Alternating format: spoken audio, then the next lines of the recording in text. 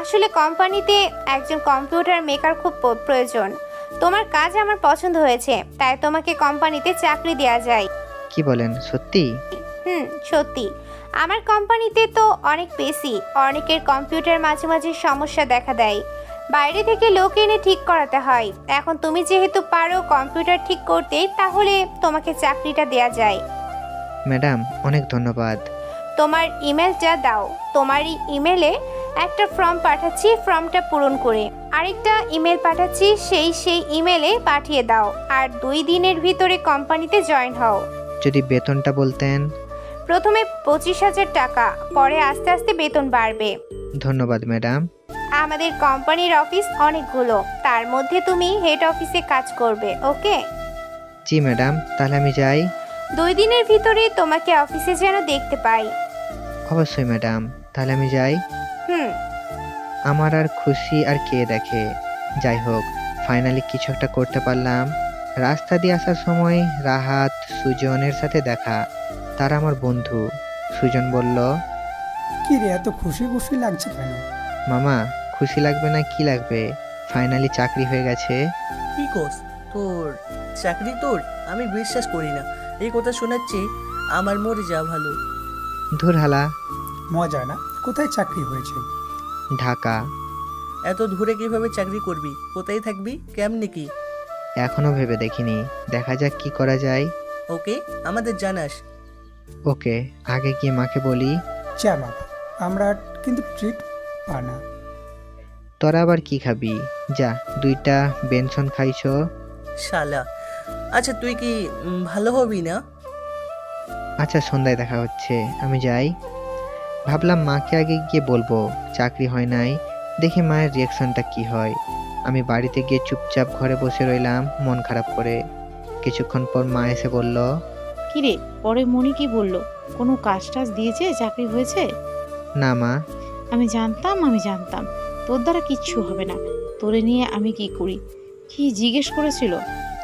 আমার সার্টিফিকেট দেখে বলল, এর থেকে ভালো ভালো রেজাল্টের লোকেরাও বলে তার কোম্পানিতে চাকরি পায় না। তোরে কত করে বলছিলাম ভালো করে পড়াশোনা কর, কিন্তু তুই আমার কথা বিন্দুমাত্র শুনি না। যা, এখন গিয়ে খেতে কাজ কর। হয়েছে, থামো। আসলে মা, আমার চাকরি হয়েছে। মনি আপু তার কোম্পানিতে কম্পিউটারের কাজ দিয়েছে। বেতন প্রথমে 25,000 টাকা, বলেছে 2 দিনের ভিতরে জয়েন হতে। সত্যি বলতেছস?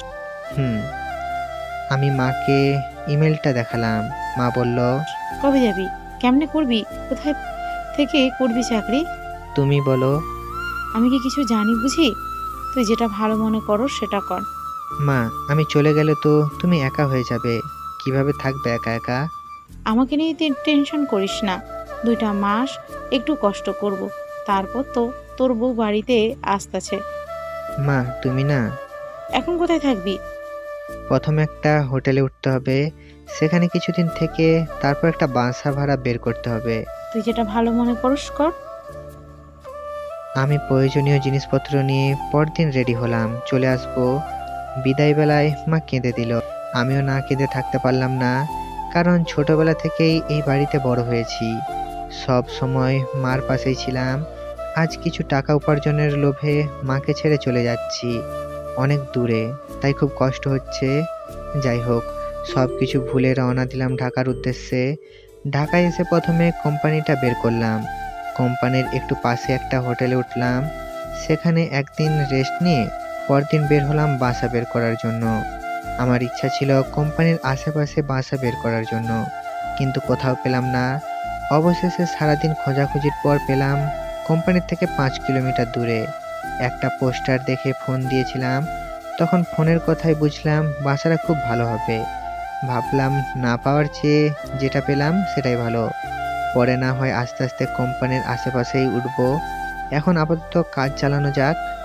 আমি ওই দিনই বাসায় দেখতে গেলাম। বাসা দেখে পছন্দ হয়েছে। একটা রুম, একটা বাথরুম আর একটা ব্যালকনি, কিন্তু ভাড়া একটু বেশি, মাসে 5,000 টাকা চাই। আমি কোনো কিছু না ভেবেই রাজি হয়ে গেলাম। আমার খেয়াল হলো আগামীকালই তো কোম্পানি জয়েন করতে হবে, তাই আজকে রাতেই ঠিক করলাম হোটেল থেকে সব কিছু নিয়ে আসবো।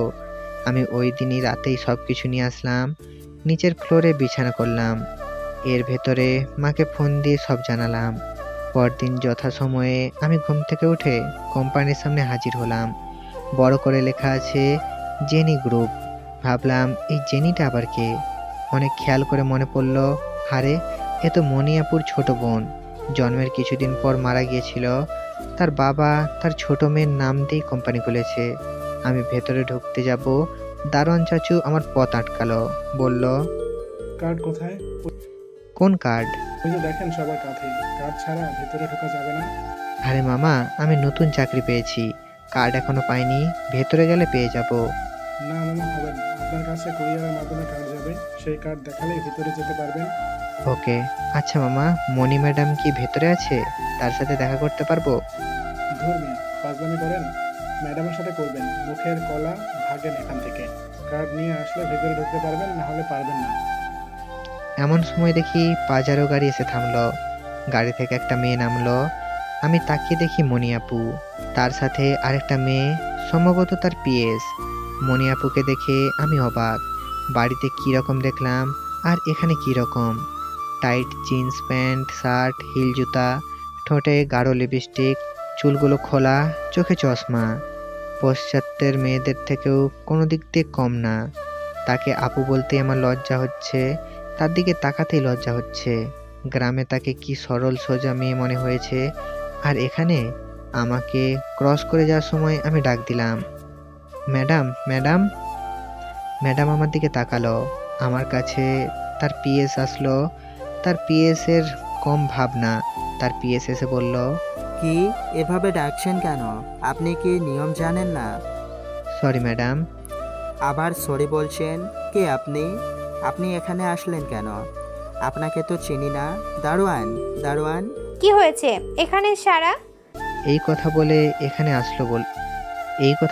এখানে আসলো বলল, রাফিদ, তোর কার্ড কোথায়? মনিয়াপুর মুখে আমার নাম শুনে সবাই অবাক।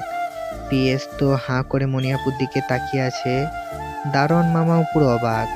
আমিও অবাক না হয়ে পারলাম না, কারণ সে বাড়িতে আমাকে তুমি সম্বোধন করেছিল, আর এখানে তুই। ম্যাডাম, আমি এখনো কার্ড পাইনি। সরি ম্যাডাম, আমি তো কুরিয়ারে দিয়েছিলাম। কুরিয়ার দেরি করলে আমার কিছু করার আছে? তুই আজকে চলে যা। সারা আজকের ভিতর কার্ড যেন তার হাতে যায়। Okay madam. এই বলে মনিয়াপু চলে যেতে লাগলো। তার পিএস আমার দিকে হাঁ করে তাকিয়ে রইল। দারোয়ান মামা আমার দিকে তাকিয়ে রইল। আমি দারোয়ান মামাকে চোখ টিপ দিয়ে গাড়ি দিয়ে বাসায় চলে আসলাম। বাসায় এসে নিজের মতো করে রুমটা সাজালাম। দুপুরের টাইম হলে মনে হলো খাওয়ার ব্যবস্থা করতে হবে। আশেপাশে কোনো মেস আছে কিনা সেটাও জানি না। ভাবলাম বাড়িওয়ালাকে জিজ্ঞেস করি। বাড়িওয়ালার দরজায় টোকা দিলাম। দরজা খুললে আমাকে দেখে বলল, বাড়িওয়ালার নাম রহিম। কি মনে করে? আঙ্কেল, আশেপাশে কি খাওয়ার কোনো মেস আছে? আছে, সামনের গলির এখানে। ধন্যবাদ। আমি মেসে গিয়ে খাবারের নাম ওঠালাম। সেখানে এখন খাওয়া দাওয়া করলাম। রাতে আমার হাতে কোম্পানির কার্ড পৌঁছালো। পরদিন কোম্পানির উদ্দেশ্যে রওনা দিলাম।